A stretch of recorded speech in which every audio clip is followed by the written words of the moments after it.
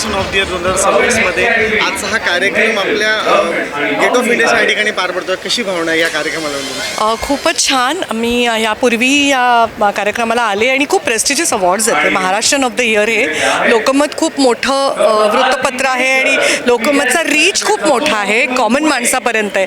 आणि आज अशोकना life time achievement award ते देत आहेत, त्याच्यासाठी मी लोकमतची खूप आभारी आहे.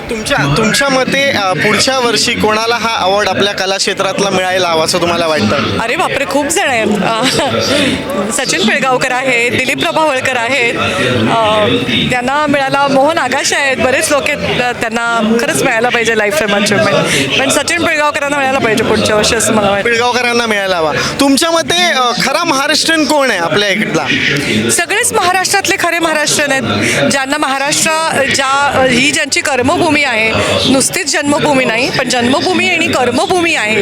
आणि त्या राज्याबद्दल ज्यांच्या मनात आदर आहे, त्या भाषेबद्दल ज्यांच्या मनात आदर आहे, ते सगळे खरे महाराष्ट्रीयन आहेत. मला विचारायचं तुम्हाला की आता अनेक चांगली नाटकंसुद्धा येत आहेत, अनेक चांगले सिनेमेसुद्धा येत आहेत. त्या सिनेमांमधल्या कुठल्या तंत्रज्ञानाला पारितोषिक ह्या पुढच्या वर्षी मिळायला हवा किंवा ते ह्या पुरस्कारासाठी मानकरी ठरू शकतात असं तुम्हाला वाटतं? बापरे, असं मी सगळे सिनेमे बघितलेले नाहीत, असं कसं मी तुला ऑफ हँड सांगू? आता ह्या वर्षातले तुम्ही सिनेमे या बघितले? वर्षातले मी फक्त 2च सिनेमे बघितले आहेत. तर त्यापैकी क्रांतिज्योती विद्यालय मी बघितलं आहे आणि त्याच्यामधला सत्या ज्यांनी अप्रतिम कॅमेरा वर्क केलं आहे, दिग्दर्शक हेमंत ढोमे आहेत, तर सचिन खेडेकर आहेत, अमेय वाघ आहेत.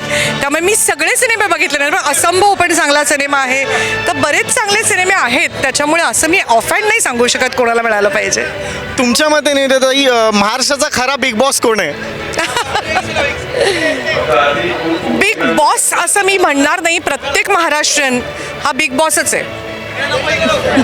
खूप खूप धन्यवाद लोकमतशी संवाद साधण्यासाठी आणि तुम्हाला खूप खूप शुभेच्छा.